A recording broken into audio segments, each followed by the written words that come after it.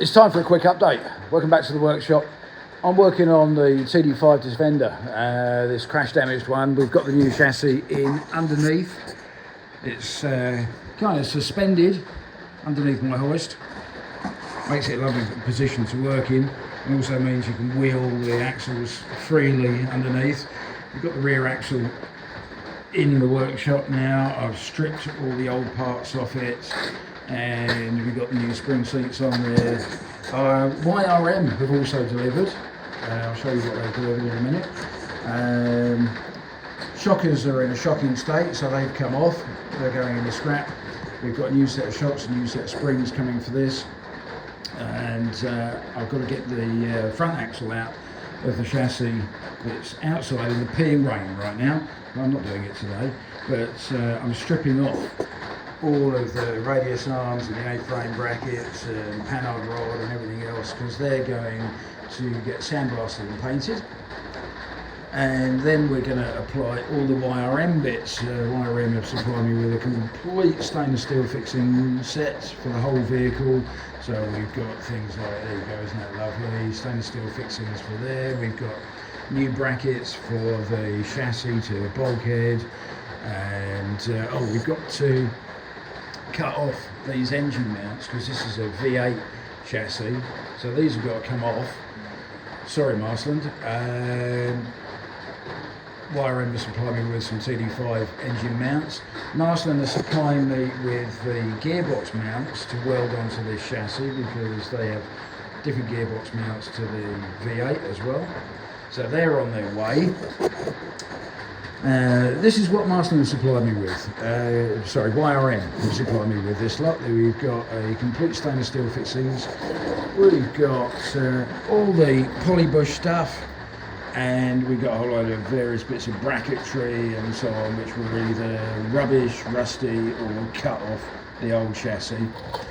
And I've spent the last couple of hours unpacking that lot and bolting it onto the chassis where I can. You know, bump stops, front radius arm bushings, rear radius arm bushings, rear bump stops, exhaust mounts.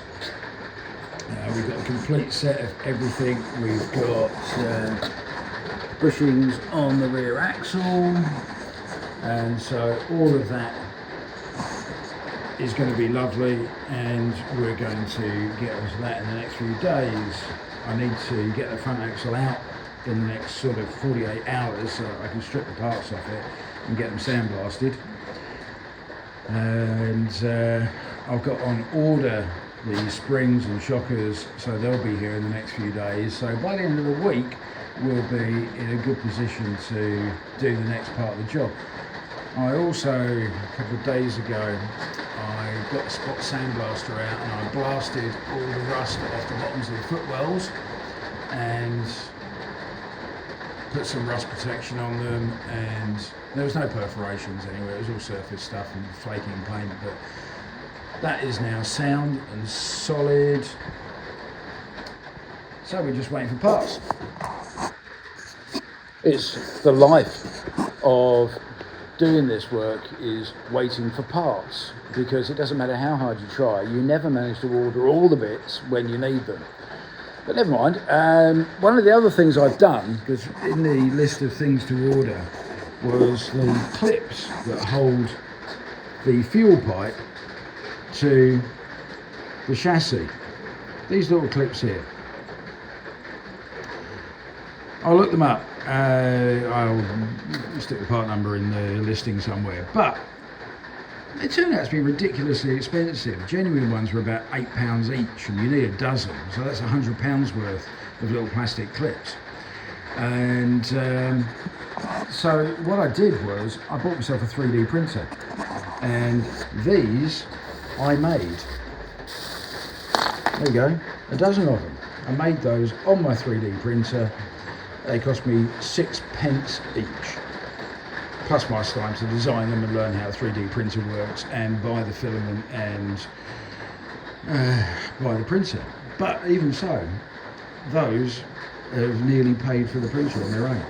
I will do a separate episode. I'll do a thing all about 3D printing parts, because I think I'm going to use it a lot. I also printed some bits for the green Land Rover, the 1984 one. There were some parts of trims and things like that which I couldn't buy, so I've 3D printed them, and they're great. So if you're interested in that, stay tuned. It might be a moment to hit the subscribe button. If you want to follow the rest of this build, please do. Again, hit the subscribe button, hit the notification bell, because then when I do the updates, you'll get to hear about it immediately. Thanks for watching. Stay tuned. I'll see you on the next one. Love ya. Bye.